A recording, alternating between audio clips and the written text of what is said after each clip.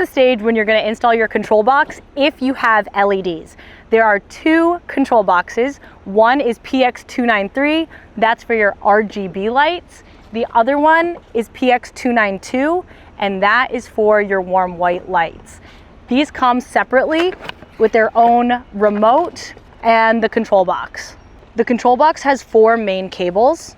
AC load is your heater. AC input is going to connect to your power source. This here is a grounding wire, which you'll connect during the install. On this side, you have your LED cable.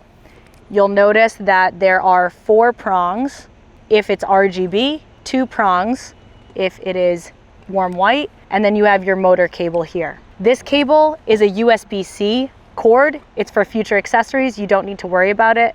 And this is the antenna to pick up the remote connection. Under here, you have these 4 buttons. They are LEDs when you turn them on, and you push them to pair the control box with the remote.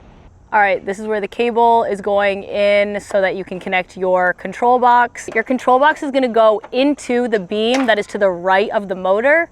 It's actually gonna go upside down so that your AC input cord can connect to your power wire. That side's also for the heater. The other 2 sides will be your lights and your motor.